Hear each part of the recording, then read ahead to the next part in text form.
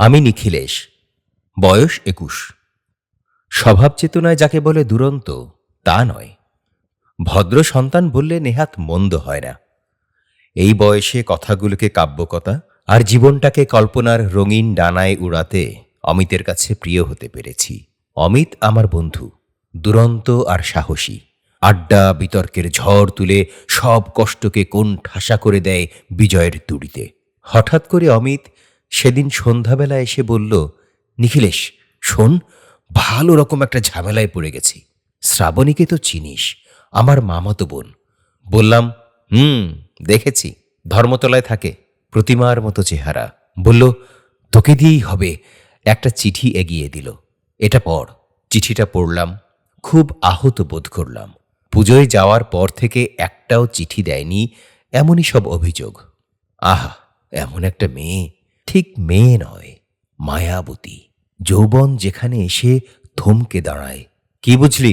প্রশ্ন করায় বললাম, হিংসে হচ্ছে।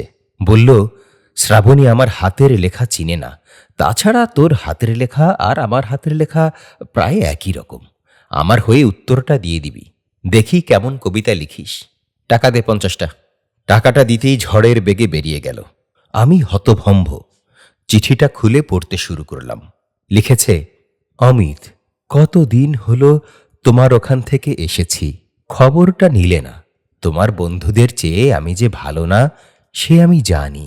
ভেবেছিলাম কলেজ বন্ধে তোমার কাছে যাব, চিঠি না দিলে ঠিক যাব না। শ্রাবণী। নিজের অজান্তে লিখলাম, শ্রাবণী, তোমার দুটো অভিযোগের একটাও ঠিক না। প্রথমত, আমি এক বিপজ্জনক ঝামেলায় পড়েছিলাম, আর দুই, তুমি নিজেও জানো না তুমি কত সুন্দর।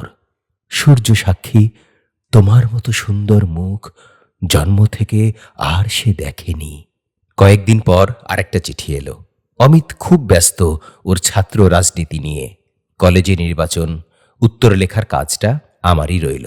শ্রাবণী সুন্দর করে গোটা গোটা অক্ষরে লিখেছে, অমিত, তোমার মতো সুন্দর করে আমাকে কেউ সুন্দর বলেনি। বিপজ্জনক ঝামেলায় আর জড়াবে না, শ্রাবণী। এরপর থেকে অমিত জোর করে আমাকে যুদ্ধে নামালো। অমিতের হয়ে উত্তরটা আমিই দিয়ে যাই। কেমন যেন আকৃষ্ট হয়ে পড়লাম দুজন দুজনার প্রতি। শ্রাবণী লিখল, অমিত, ভাবতে খুব অবাক লাগে কি করে যে তোমার উপর এতটা নির্ভরশীল হয়ে পড়লাম। বিশ্বাস করো অমিত, আমি যদি অন্য কোথাও কারো কাছে যাই, আমার মনটা তোমার কাছেই বাঁধা থাকে। তুমি ভেতরে সম্পূর্ণ অন্য মানুষ, সুন্দর মানুষ। আমি লিখলাম তারপর, শ্রাবণী, আততায়ীর ছুরির মতোই ধারালো তোমার উপস্থিতি। তোমার মধ্য থেকে তুমি বেরিয়ে আসো রঙিন সাজসজ্জা ছিঁড়ে এই অনাসৃষ্টি উৎসবে। আমার খুব ভয় হয় তৃপ্তিহীন ঈশ্বরের মতো এই মুখ মর্মাহত না হয় এই আমার ব্যর্থতায়।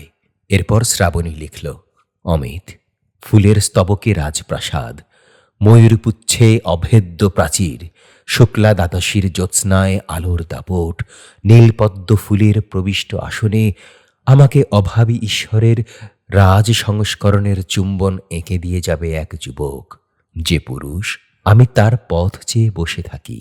শ্রাবণী। চিঠিটা পড়ে মনে হলো আমি ঈশ্বর হয়ে গেছি।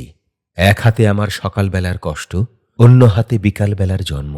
আমি লিখলাম, শ্রাবণী, এই হাতে আগ্নেয়াস্ত্রের বন্ধুত্ব। অনবরত আমাকে যুদ্ধ করতে হয় আমার বিরুদ্ধে। টালমাটাল জীবনের স্রোতে কেবলই উচ্চারিত হয় ব্যর্থতার ধ্বনি। কুকুরের নৈশ ক্রন্দনের ধ্বনি বুকে নিয়ে রক্তে বাজে নিষ্ঠুর সানাই। সশত্রু মৃত্যুর আলিঙ্গন ছেড়ে সে সৎ পথ বহু দূরে। বারবার পা হড়কে পড়ে যাই। শিরদাঁড়ায় ভর দিয়ে ধ্বংসক্রমিক পুরুষ হতে আমাকে চুম্বন করতে হয় বিশ্বাসঘাতকতার ওষ্ঠ। তোমার ভালোবাসা হৃদয়ে নিয়ে আমি সে পুরুষ প্রত্যাখ্যান করি। এরপর শ্রাবণী তার অতীত, বর্তমান আর ভবিষ্যৎ এক করে লিখল, অমিত, তোকে আমি হৃদয়ে রাখব, ছুটিতে আসছি, শ্রাবণী। এরপর সত্যি সত্যি শ্রাবণী এলো অমিতের কাছে, অমিতের পাশে। আজ ওরা গ্রামে যাচ্ছে। আমার যাওয়ার কথা ছিল, বিনয়ের সঙ্গে প্রত্যাখ্যান করলাম। বসন্তের প্রথম সকাল আজ।